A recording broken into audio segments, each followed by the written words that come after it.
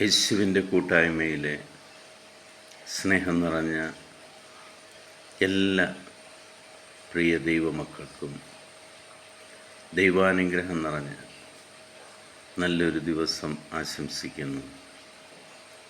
ഇന്ന് നമ്മൾ ശ്രവിക്കുന്ന തിരുവചന ഭാഗം മലാക്കി പ്രവാചകൻ്റെ പുസ്തകം 3-ാം അധ്യായം 10-ാം തിരുവചനം.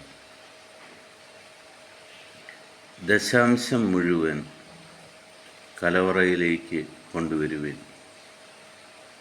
എൻ്റെ ആലയത്തിൽ ഭക്ഷണം ഉണ്ടാകട്ടെ. ഞാൻ നിങ്ങൾക്കായി സ്വർഗകവാടങ്ങൾ തുറന്ന് അനുഗ്രഹം വർഷിക്കുകയില്ലേ എന്ന് നിങ്ങൾ പരീക്ഷിക്കുവിൻ. സൈന്യങ്ങളുടെ കർത്താവ് അരുളിച്ചെയ്യുന്നു.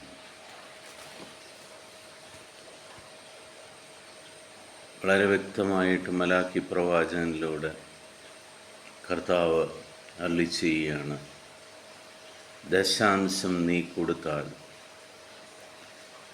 നിനക്ക് സമ്പത്ത് ദൈവം തരുമ്പോൾ ആ സമ്പത്തിൻ്റെ ദശാംശം നീ ദൈവത്തിനായിട്ട് മാറ്റിവെക്കുക.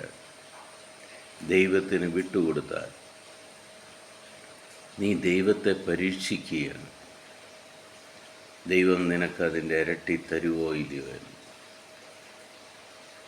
കർത്താവ് പറയുകയാണ്, അങ്ങനെ ദൈവത്തിന് ദശാംശം കൊടുക്കുന്നവൻ നോക്കട്ടെ, അവൻ ശ്രദ്ധിച്ചു നോക്കട്ടെ, സ്വർഗ കവാടങ്ങൾ തുറന്ന് അവന് അനുഗ്രഹം ലഭിക്കുന്നത് അവൻ ശ്രദ്ധിച്ച് നോക്കട്ടെ എന്ന്.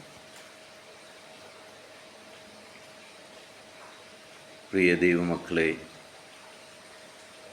നമ്മുടെ കയ്യിൽ ദൈവം എന്ത് തന്നിട്ടുണ്ടോ അതിൻ്റെ ഓഹരി ദൈവത്തിന് വിട്ടുകൊടുത്തു കഴിഞ്ഞാൽ സ്വർഗീയ കലവറ തന്നെ തുറന്ന് നിനക്കതിൻ്റെ ഇരട്ടിയുടെ ഇരട്ടി ഇരട്ടി സമൃദ്ധമായിട്ട് നിനക്ക് ലഭിക്കുന്നത് കാണുവാൻ സാധിക്കും.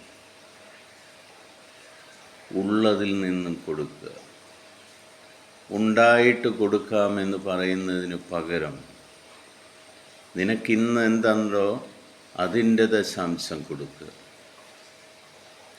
നാളെ അത് ഇരട്ടിയായി നിൻ്റെ കയ്യിൽ വരും. നീ മനസ്സറിഞ്ഞ് എന്ത് നൽകുന്നുവോ അത് സമൃദ്ധമായിട്ട് നിനക്കരങ്ങളിലേക്ക് ദൈവം തിരിച്ചു തരും. അങ്ങനെ നീ അതിസമ്പന്നനായി മാറും. ദൈവത്തെ പരീക്ഷിക്കാം. ദൈവത്തെ നമ്മുടെ കടക്കാരനാക്കി മാറ്റാം. ഏറ്റവും എളുപ്പ വഴി കർത്താവിന് ദശാംശം കൊടുക്കുക. ആ ദശാംശം കൊടുക്കുന്നതിലൂടെ നീ അനുഗ്രഹിക്കപ്പെടുക. നമുക്ക് ഇന്നു മുതൽ ദൈവത്തെ ഒന്ന് പരീക്ഷിക്കാം. ഈ ദൈവവചനം നമ്മുടെ ജീവിതത്തിൽ അന്വർത്ഥമായി നമ്മൾ സമ്പന്നരാകുമോ ഇല്ലയോ എന്ന് നമുക്ക് പരീക്ഷിക്കാം. നിങ്ങൾക്ക് കിട്ടുന്ന ദശാംശം സമ്പത്തിൽ നിന്നും ദശാംശം മാറ്റിവെച്ച് എല്ലാ സാപത്തിലും നിങ്ങൾ ദൈവസന്നിധിയിൽ അത് സമർപ്പിക്കാൻ തുടങ്ങും.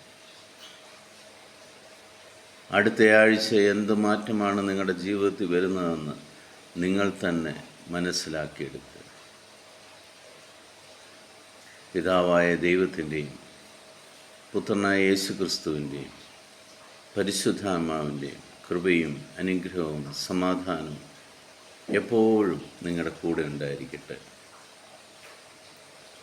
ഇന്നു മുതൽ നമ്മുടെ നാവിൽ നിന്നും ഇല്ല ഇല്ല എന്ന് പറയുന്നതിന് പകരം കർത്താവ് തന്നിരിക്കുന്നതിൽ നിന്നും ദൈവത്തിന് ദശാംശം മാറ്റിവെക്കുവാൻ നമുക്ക് ശ്രമിക്കാം. മനസ്സറിഞ്ഞ് മാറ്റുമ്പോൾ സമൃദ്ധി നിങ്ങളുടെ അടുക്കിലേക്ക് വരുന്നത് കാണുവാൻ സാധിക്കും. ലോകസമാധാനത്തിന് വേണ്ടി നമുക്ക് പ്രാർത്ഥിക്കാം. മക്കളെ ദൈവം സംരക്ഷിക്കുവാൻ വേണ്ടി പ്രാർത്ഥിക്കാം. പരിശുദ്ധാത്മാവിൻ്റെ സഹായം മക്കൾക്കുണ്ടാകുവാൻ വേണ്ടി പ്രാർത്ഥിക്കാം. എൻ്റെ കർത്താവും രക്ഷകനും നാഥനും ദൈവവുമായ സ്നേഹനിധിയായ ജീവനുള്ള കർത്താവായ യേശു ക്രിസ്തുവിൻ്റെ ലോകത്തെ രക്ഷിക്കുവാൻ വേണ്ടി വന്ന ഏകരക്ഷകനായ കർത്താവിൻ്റെ സമാധാനം സന്തോഷത്തോടുകൂടി ഞാൻ നിങ്ങൾക്ക് പങ്കുവയ്ക്കുന്നു. ഈശോ മിശിഹായ്ക്ക് സ്തുതിയായിരിക്കട്ടെ.